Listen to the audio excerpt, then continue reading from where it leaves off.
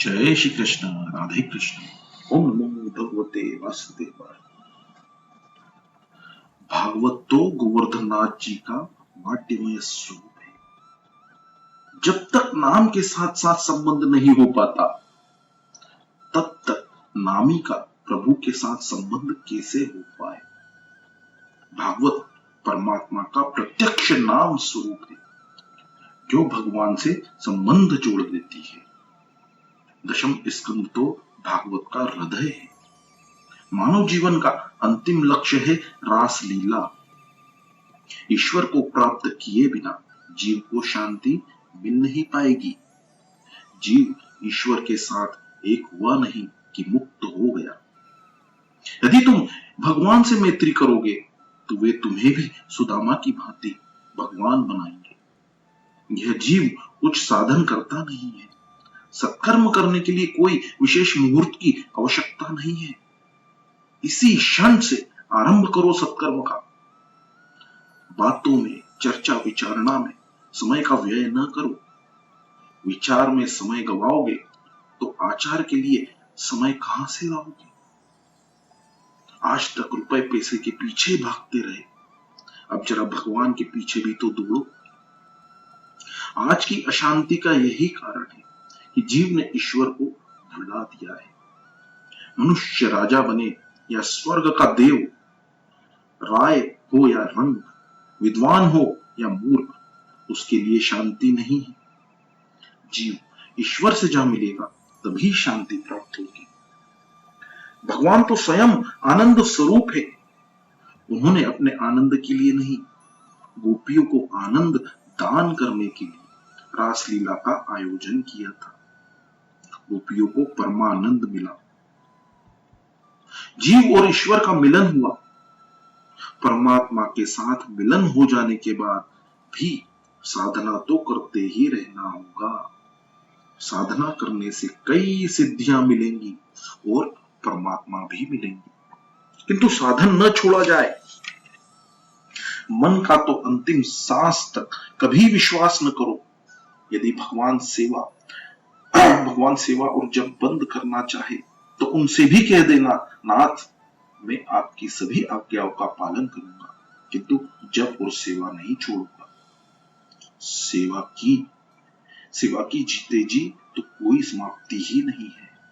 सेवा तो अंतिम सांस तक करनी ही पड़ेगी।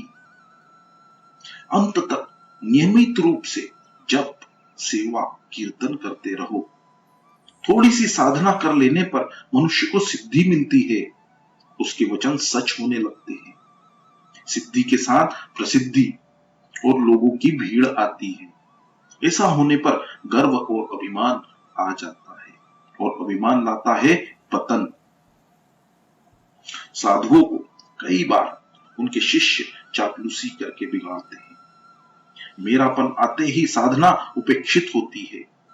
साधु सोचता है, हाँ सेवा तो होती रहेगी फुर्सत के समय, अभी तो सेवकों की सेवा का लाभ ले लूं। मैं सिद्ध हूं सो मन से सेवा कर लूंगा। यह बात ठीक नहीं है।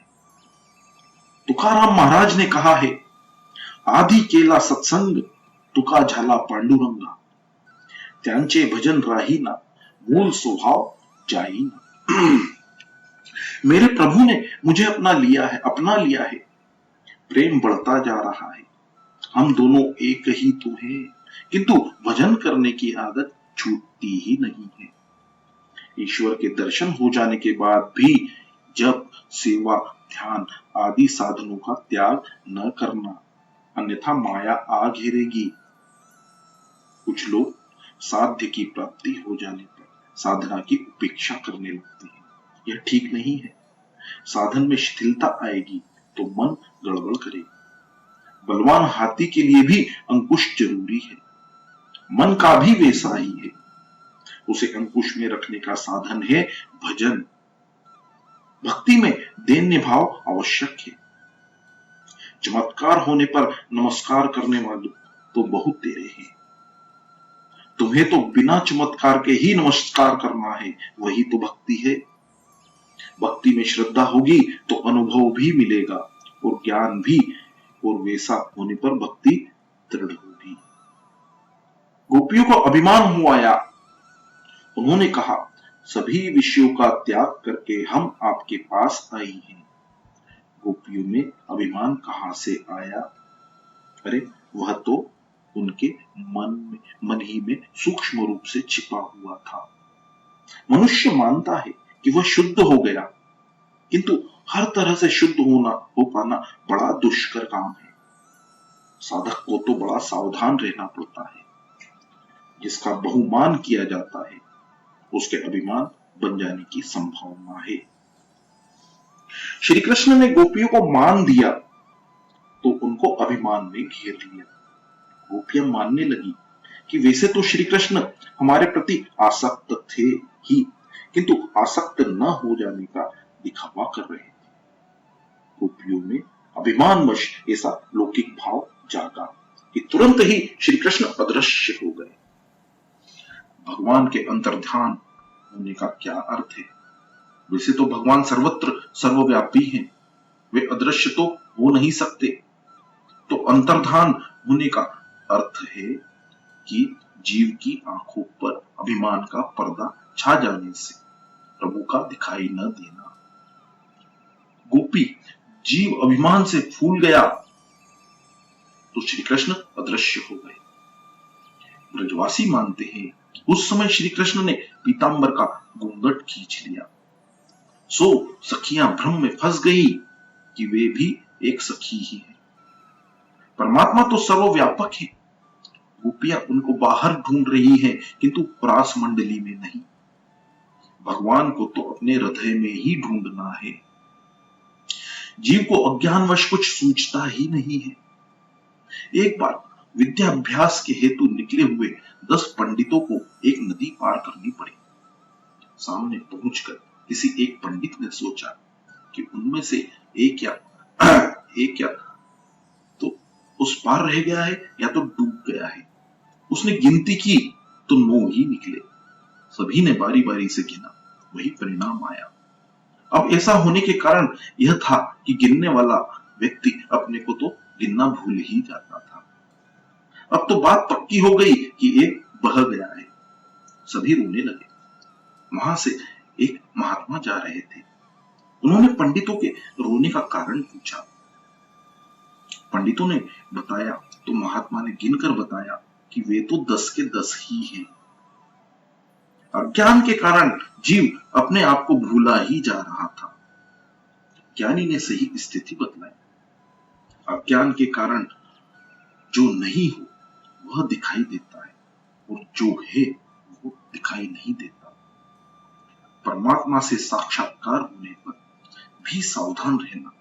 कई बार ज्ञानी भी साक्षात्कार हो जाने पर अपने आप पर काबू नहीं रख पाता है, क्योंकि सिद्धि प्रसिद्धि देती है और प्रसिद्धि अभिमान देता है। ऐसा होने पर साधन छूट जाता है और परिणामतः जीव ईश्वर से विमुख हो जाता है।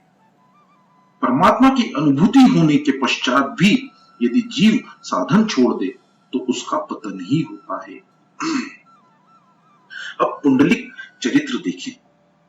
पुंडलिक की माता पिता के प्रति अविराम अतिशय भक्ति को देखकर द्वारिकाधीश उसका दर्शन करने के लिए पंढरपुर पधारे। पिता और माता कुष्ठ रोग से पीड़ित थे और चिड़चिड़े स्वभाव के हो गए थे। पुत्र बड़ी लगन से सेवा करता था, फिर भी वे उसका अपमान करते रहते थे। फिर भी पुंडलिक बड़ी नम्रता से सेवा करता रहता था। भगवान ने आंगन में आकर पुंडलिक को पुकारा। पुंडलिक, तेरी मात्र पितृ सेवा से प्रसन्न होकर तुझे दर्शन देने आया हूं।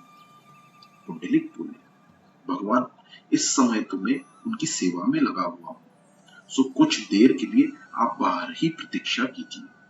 मैं सेवा से निवृत्त होकर आपसे मिलने बाहर आऊंगा। पुंडलिक मानता है कि माता पिता तो भगवान से भी बढ़कर हैं। उनकी सेवा की तभी तो भगवान उनसे मिलने आए हैं। जब साधन हाथ में है तो साध्य कहां भाग जाएगा। सुख संपत्ति मिलने पर भगवान भजन मत छोड़ो।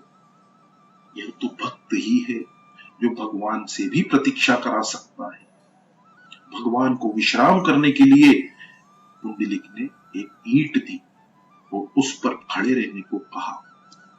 पुंडलिक को बाहर आने में देर लगी। भगवान प्रतीक्षा करते हुए थक गए तो कमर पर हाथ का सहारा लेकर खड़े रहे।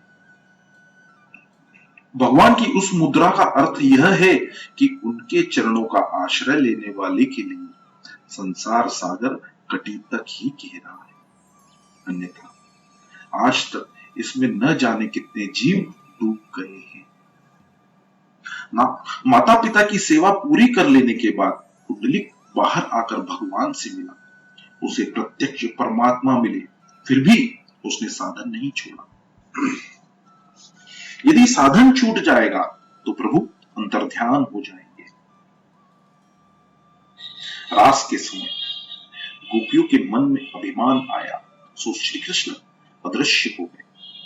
अभिमान जागते ही साधन उपेक्षित हो जाता है।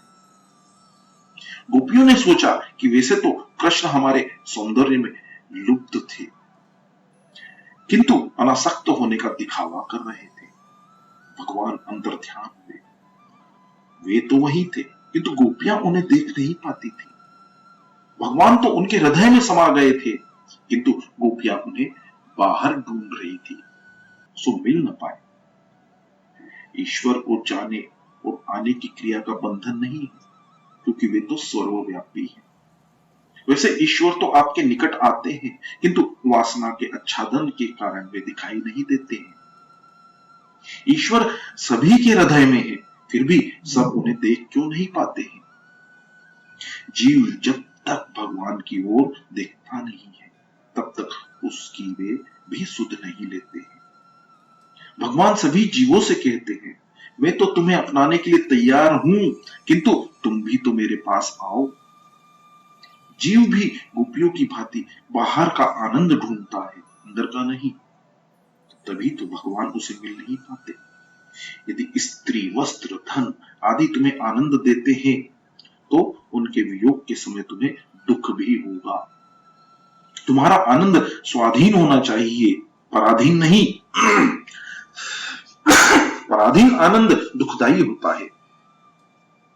दृष्टि अंतर्मुख करो और परमात्मा को अपने हृदय में ही निहारो। मात्र भगवान ही आनंद रूप है। यह सारा विश्व दुख रूप ही है।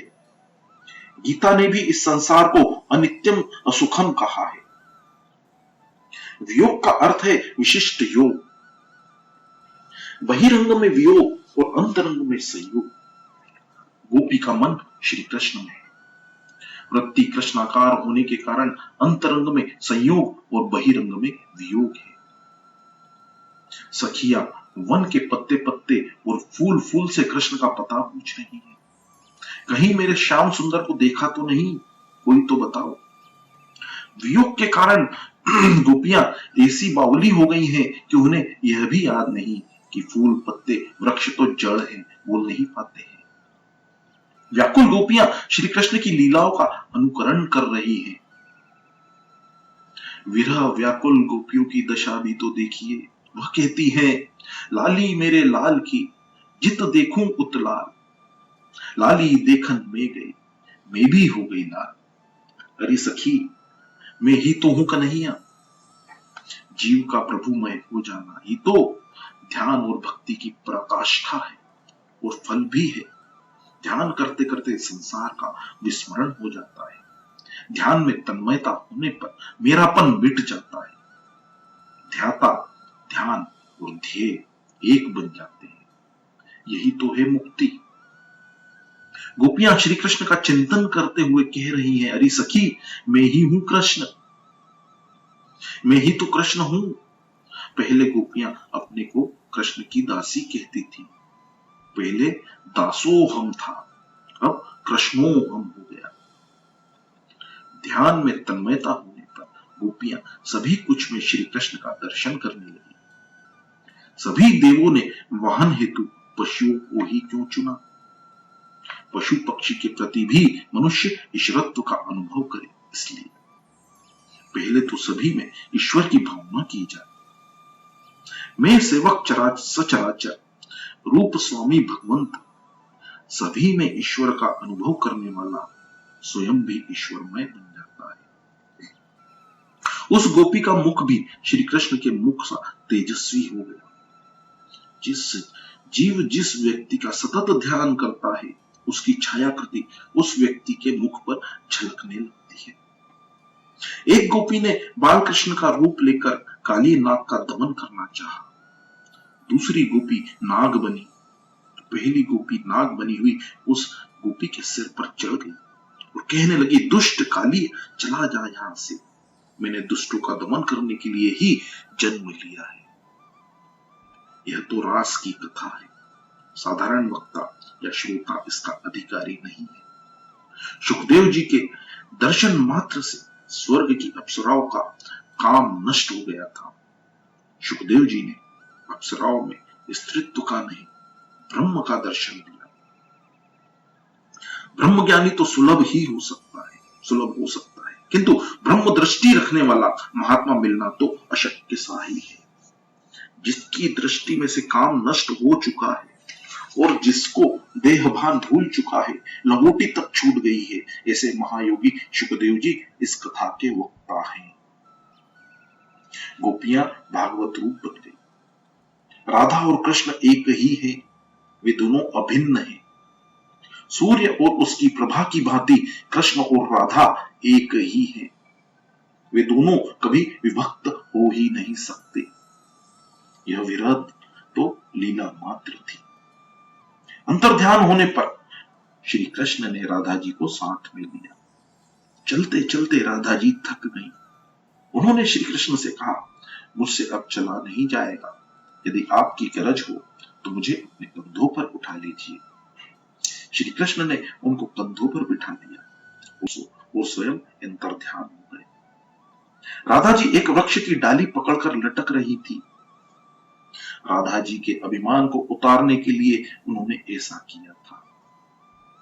वैसे तो राधा जी अभिमानी हो नहीं सकती, यह तो लीला है। वैसे अभिमानी तो जीव ही हुआ करते हैं। अभिमान आते ही जीव उस राधा की भांति बीच में ही लटक जाता है। मनुष्य का शत्रु अभिमान अपने साथ कई और दुर्गुणों को भी ले आता है। अभिमान के कारण जीव दुखी होता है। देने आना सरल नहीं है। जब मनुष्य गुमान में होता है, तब कर्कश शब्द उसे भड़का देता है। ईश्वर के ही चरणों में बसे रहो कि जिससे मन में कोई भी विकार उत्पन्न नहीं होने पाए। राधा जी का श्री कृष्ण ने बड़ा आदर किया, अपने साथ ले गए तो राधा जी को अभिमान हुआ। बहुमान होने पर जीव बहुत अभिमानी होने लगता है। मान धन मिलने पर तो और भी नम्र बनना चाहिए। जय श्री कृष्ण, राधे कृष्ण।